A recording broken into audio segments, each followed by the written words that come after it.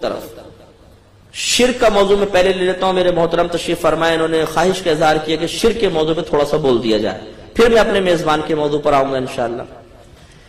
اس سلسلے میں بھی بہت زیادہ عوام کے اندر بے چینی پائی جاتی ہے. وجہ کیا ہے کہ بعض اوقات کچھ غلط فہمیوں کی بنا پر ایک شرک کی توپ قائم کر دی جاتی ہے اور اس سے شرک کے گولوں کی سلامی ہوتی رہتی ہے. شرک شرک شرک شرک, اور لگتا ہے کہ دنیا میں کوئی مشرک ہوئے بغیر رہے گا ہی نہیں. آج ہر ایک مشرک ہے, ہر چیز شرک. ایسا نہیں. میں آپ کو شرک کا معنی مفہوم بتاتا ہوں, انتہائی آسان الفاظ میں سمجھاتا ہوں, پھر میں عوام ہوں گا اور آپ مفتی ہوں گے وقتی طور پر. آپ مجھے فتویٰ دیں گے کہ کون سی چیز شرک ہے اور کون سی نہیں ہے. پہلے اس کو سمجھ لیجئے. آسان الفاظ میں سمجھاؤں گا, علمی بات ہے, اور ان بھائی سے گزارش کروں گا کہ پانی مت پلائیے, کیونکہ آپ اگر پانی پلائیں گے تو سارا شرک جو ہے وہ سمجھ میں نہیں آئے گا. شرک کا موضوع بہت مہربانی ہوگی.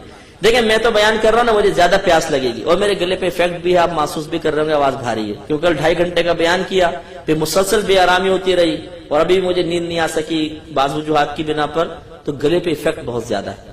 تو میں بھی پانی پیوں گا لیکن تھوڑا وقفے میں, پی نہیں رہا ہوں. تو آپ تھوڑا سا غور سے سنیے, بہت امپورٹنٹ ہے آپ کے لیے, آپ کی نسلوں کے لیے, آپ کے عقیدے کی حفاظت کے لیے, دوسرے کی اصلاح کے لیے. بہت ضروری ہے کہ آپ اس بحث کو توجہ کے ساتھ سنیے. شرک کا لغوی معنی ہوتا ہے شریک کرنا, شریک ٹھہرانا, اور شرعی طور پر شرک کا مطلب یہ ہوتا ہے کہ اللہ تعالی کی ذات یا اس کی صفات کے ساتھ کسی غیر کو شریک کر دینا. اللہ کی ذات کے ساتھ یا اس کی جو صفات اور خوبیاں ہیں ان کے ساتھ کسی غیر اللہ کو شریک کر دینا. جو ذات کے ساتھ شرکت ثابت ہوگی اس کو شرک فی الذات کہا جاتا ہے. اگر کوئی صفات میں شرکت کر دے گا تو اس کو شرک فی الصفات کا نام دیا جاتا ہے. تو اس طرح شرک کی 2 قسمیں بن گئیں, شرک فی الذات, شرک فی الصفات. شرک فی الذات کیا ہے, اس کی کیا صورت ہوگی؟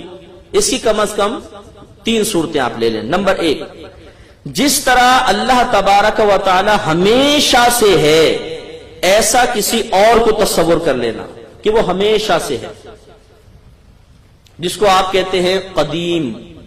اللہ تعالی ہمیشہ سے ہے, وہ ہمیشہ سے ہے. کبھی ایسا نہیں تھا کہ پہلے نہیں تھا پھر دنیا میں آیا, ایسا نہیں. ہم پہلے نہیں تھے پھر معرض وجود میں آئے, تو اللہ تعالیٰ قدیم. تو اگر کوئی اللہ کے علاوہ کسی اور کو کہے یہ قدیم ہے تو وہ مشرک ہو جائے گا. جیسے فلاسفہ نے کہا کہ زمانہ ازلی بھی ہے ابدی بھی ہے, یہ ہمیشہ سے ہے زمانہ اور ہمیشہ رہے گا. تو انہوں نے زمانے کو بھی اللہ کے ساتھ ملا کر قدیم کہہ دیا اور شرک کے مرتکب ہو گئے. تو نمبر 1, اللہ کی ذات کے ساتھ شرکت کا مطلب کیا ہے کہ کسی کو اللہ کی طرح قدیم تصور کرنا کہ وہ ہمیشہ سے ہے, کبھی ایسا نہیں تھا کہ پہلے نہیں تھا پھر ہوا, بلکہ ہمیشہ سے ہے. تو یہ شرک کی ذات کی ایک صورت بنی. نمبر 2, جیسے اللہ تبارک و تعالی لائق عبادت ہے, اللہ کے علاوہ کسی بھی مخلوق کو لائق عبادت تصور کرنا. جیسے بت پرست, آتش پرست, سورج کو پوجنے والے, یہ سب کے سب اللہ کے علاوہ بھی کسی اور کو معبود مان رہے ہیں, اس کو عبادت کے لائق سمجھ رہے ہیں, یہ بھی شرک فی الذات ہے. نمبر 3, اللہ تبارک و تعالی کے لیے اولاد کا تصور رکھنا کہ اس کے اولاد ہے, یہ بھی شرک فی الذات کے زمرے میں آئے گی. جیسے کرسچن عیسیٰ علیہ السلام کو اللہ کا بیٹا کہہ دیتے ہیں, اور یہودی حضرت عزیر علیہ السلام کو اللہ کا بیٹا کہتے ہیں, یہ بھی شرک ہے. یہ 3 صورتیں شرک فی الذات کی ہوئیں. نمبر 1, اللہ کی مثل کسی کو قدیم تصور کرنا. نمبر 2, اللہ کی مثل کسی کو معبود عبادت کے لائق سمجھنا. اور نمبر 3, اللہ کے لیے اولاد کا تصور رکھنا. اس کا بیان قرآن کے اندر موجود ہے. بعض چیزوں کا ہے, بعض کا صراحتاً نہیں ہے, لیکن بہرحال ہے. اب آ جائیں شرک فی الصفات کے اوپر.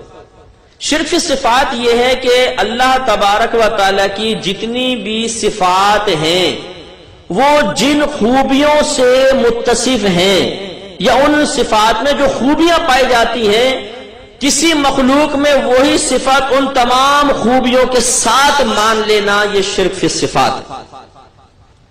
جیسے اللہ کی صفتیں ہیں ہر صفت اللہ کی کم از کم 4 خوبیوں سے ضرور متصف ہوگی، تو مخلوق کے اندر وہی صفت مان کر اور اسے انہی 4 خوبیوں سے متصف مان لینا یہ شرک فی صفات ہے۔ مثال کے طور پر پہلے ہم دیکھتے ہیں کہ اللہ تعالیٰ کی تمام صفات کون کون سی خصوصیات سے متصف ہیں۔ نمبر 1، اللہ تعالیٰ کی تمام صفات قدیم ہیں، ہمیشہ سے ہیں، ہمیشہ رہیں گی۔ ہمیشہ سے اس لیے مانا گیا کہ عقلی لحاظ سے عقیدہ ثابت ہوا، عقلی لحاظ سے قرآن اس پہ نہیں بولے گا، حدیث اس پہ بالکل خاموش ہے۔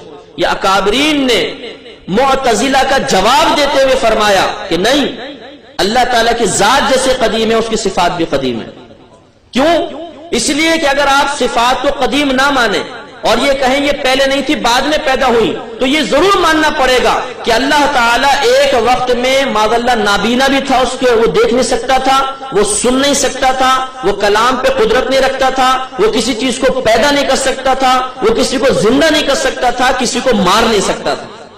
اس لیے کہ تمام اللہ کی صفات ہیں، دیکھنا ایک صفت، سننا صفت، کلام کرنا، ارادہ کرنا، مارنا، زندہ کرنا، پیدا کرنا، پیدائش، تخلیق، یہ سب اللہ کی صفات ہیں۔ تو اگر آپ یہ کہیں کہ یہ صفات ہمیشہ سے نہیں بعد میں ہوئی، تو یہ ماننا پڑے گا کہ اللہ کی ذات ایک وقت میں ان صفات کے بغیر تھی، تو اللہ تعالیٰ کا عیب ناک ہونا لازم آئے گا، اور یہ عقلاً محال ہے۔ نمبر 2، اس میں خرابی یہ ہے کہ اگر آپ یہ کہتے ہیں صفات بعد میں اللہ کے پاس آئیں، ہمیشہ سے نہیں ہے، تو کس نے دی؟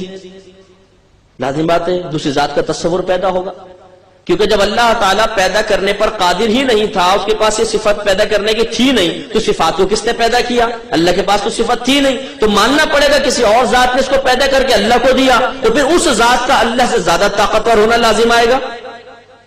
تو اس طریقے سے ہزارہ خرابیاں لازم آتی ہیں۔ تو اللہ تعالیٰ کی صفات نمبر 1 قدیم، ہمیشہ سے ہیں۔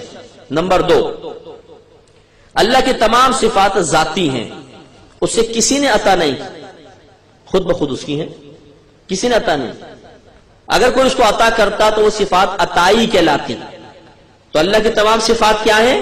ذاتی۔ نمبر 1 قدیم، نمبر 2 ذاتی، نمبر 3 لا محدود، ان کی کوئی حد نہیں، وہ کہاں تک دیکھ سکتا ہے، وہ کہاں تک کی آواز سن سکتا ہے، وہ کتنے ارادے کر سکتا ہے، کتنوں کو مار سکتا ہے، کس حد تک زندہ کر سکتا ہے، کوئی حد مقرر نہیں کر سکتا۔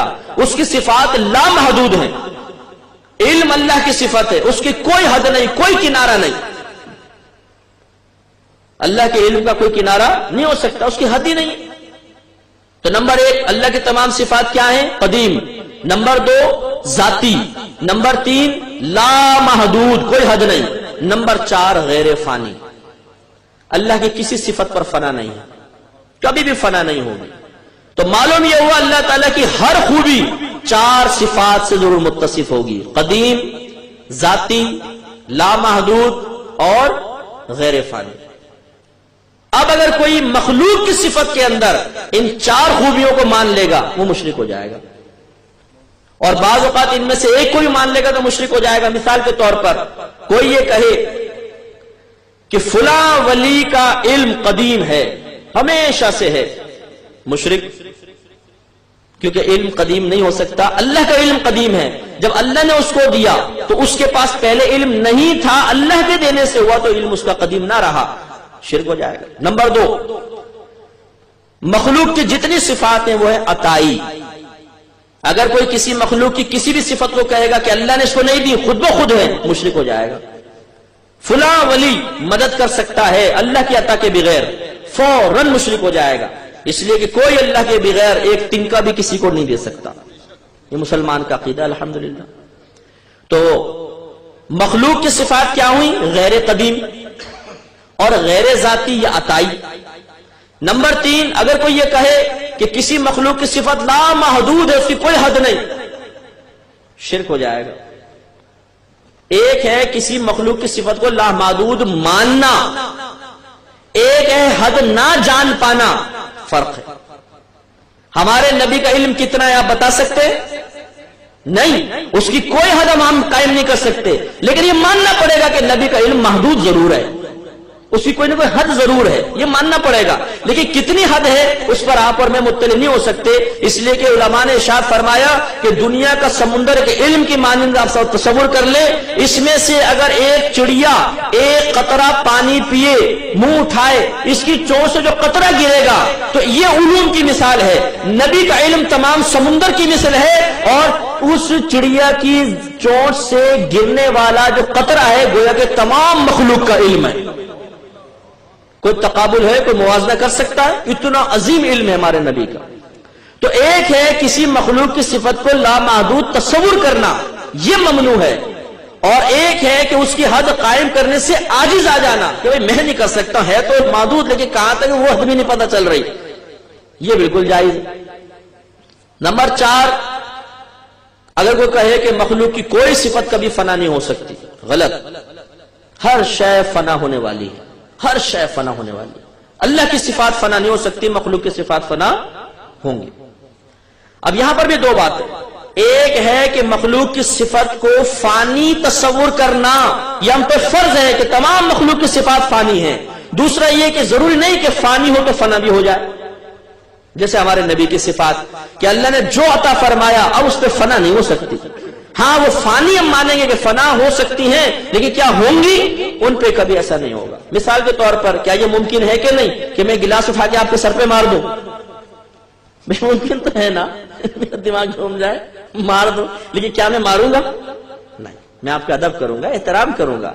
एक चीज मुमकिन होती है, लेकिन जरूरी नहीं कि मुमकिन वकू पजीर भी हो जाए। तो हमारे नबी करीम सल्लल्लाहु अलैहि वसल्लम की सिफात को हम फानी मुतस्सवर करेंगे ताकि अल्लाह की सिफात से फर्क हो जाए, लेकिन क्या यह फना होना वाकई भी हुआ है? ऐसा नहीं होगा, क्योंकि अल्लाह ने कुरान में ऐलान फरमा दिया, वलल आखिरतु खैरुल लका मिनल ऊला, ए हबीब हर आने वाली घड़ी आपके हक में पहली से बेहतर है। जो सिफात अल्लाह ने आपको अता फरमाई उसको रोज बरोज तरक्की होती जाएगी, फजाइल और कमालात और बरकात के अंदर तरक्की होगी, उसमें कभी कमी नहीं होगी। लेकिन यकीदा रखना फिर भी हम पे लाजिम होगा कि हाँ, अल्लाह के अलावा मखलूक की सिफात पर फना मुमकिन है, लेकिन मुमकिन मारिद वजूद में भी आ जाए ये जरूरी नहीं। मुमकिन है कि अल्लाह ताला इस मकान को सोने का बना दे, लेकिन शायद ये वकू पजीर क़यामत तक ना हो। तो मुमकिन होना और वकू पजीर होना